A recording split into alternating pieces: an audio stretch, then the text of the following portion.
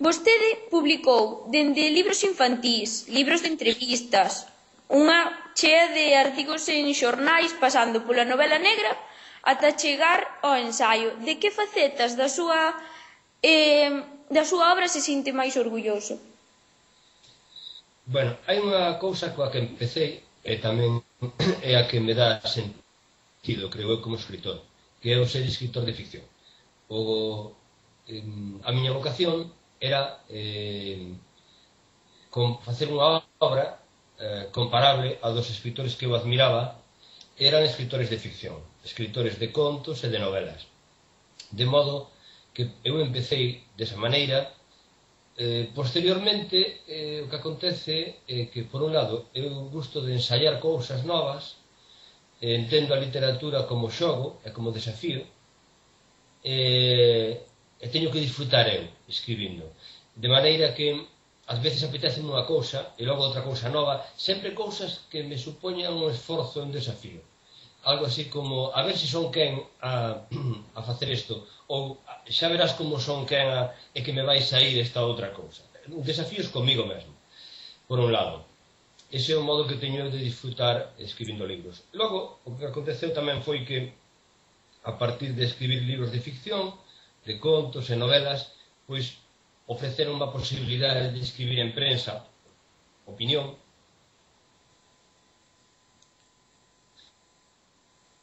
E por outro lado, desde rapaz tive unha doble vía. Unha delas era a querer ser artista e outra era unha vía de preocupación social. Tamén sempre tive unha preocupación social e iso naqueles anos nos que eu era adolescente e primeira mocedade, pois conducíame tanto a preocupación social e cultural como tamén a preocupación política. De modo que sempre reflexionei non só, por un lado, sobre a literatura, o traballo que eu facía, e ao redor da literatura as outras artes, das que gusto, como son o cinema, por exemplo, ou como é a música, ou non sei outras, a pintura. Eso por un lado, reflexionar sobre esas cousas das que eu gustaba, e logo por outro lado tamén reflexionar sobre a vida social, os problemas sociais e culturais. Entón teño eses dous aspectos, iso conduciume primeiramente a obra de ficción e logo conduciume tamén a ese outro tipo de libros de ensaios ou xornalísticos e así. Non sei se... Bueno, entón pódese considerar que eses tamén foron un pouco os motivos que o levaron dende tan novo a escribir, non? O que me levou a escribir foi, vamos a ver, unha vocación realmente basada en, por un lado, nas cousas que a mí me gustaban. Eu gustaba de ler contos que chamábamos, que eran os tebeos ou os cómics, a banda deseñada, de mortadelos e cousas destas, o que había daquela, Tío Vigo, DDT, eran os contos que había, que lle chamábamos. Iso por un lado. E tamén, do mesmo modo, tamén gustaba de fantasear. É dicir, eu era un rapaz fantasioso e, polo tanto, dese tipo de rapaces que escapan ao seu mundo imaginario.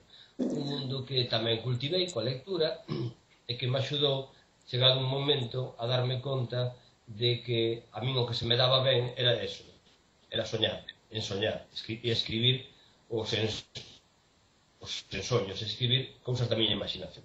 Acabei me dando conta na escola. Na escola dábame conta que tiña dificultades nas matemáticas e, en cambio, a profesora de lingua, que daquela non había literatura, a profesora de lingua, os profesores de lingua, celebrábanme as redaccións que facía.